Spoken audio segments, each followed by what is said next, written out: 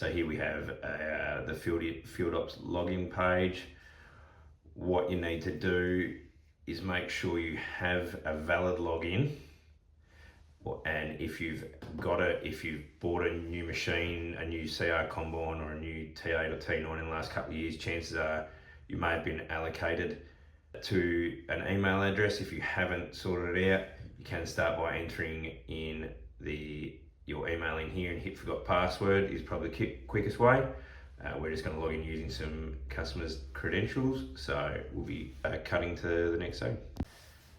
So this is how your screen should look when you log in.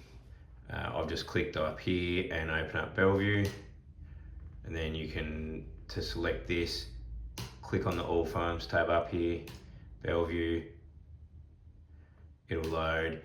Sometimes if you can't see it, you need to select all seasons. But as we can see on the right here, it shows our boundary. Some other things to note, on the right here has a different keys and bits and pieces than what you can see. So I've clicked on this top flag part here and I can select different things. Something a lot of people are unsure of is, as you can see here, it shows our swath straight. That's not switched on every machine. So hit map options, fields, make sure it shows all boundaries for a start.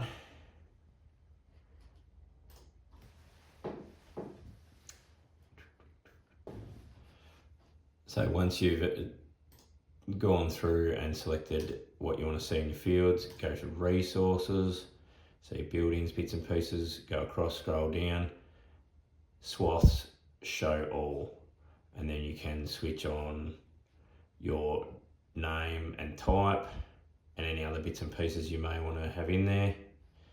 Press your flag again. The other thing that is important is go to your top right and go to preferences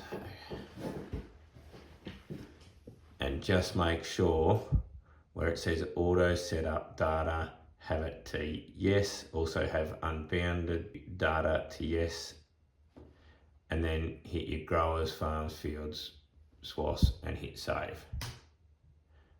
Otherwise it will not bring new data in. So I've clicked back on my paddock here in the middle, and you can see the coverage I did in earlier in the previous video, which is just showing the data that we've laid down. So that's imported across. If you were bringing that from a header or something within IntelliView 4, best way would be to do that via USB into your computer, of which we'll go up to the top right here to your two-way arrows, click on that, click File Upload, File Type, and if it's coming out of IntelliView 4 or Pro 700, it's CN1. Trimble screen is pretty obvious, as is John Deere. Some of the later machines like your Topcons and perhaps some of your later John Deeres and now your IntelliView 12 Pro 1200s will come in via ISO XML if you need to bring it in via USB.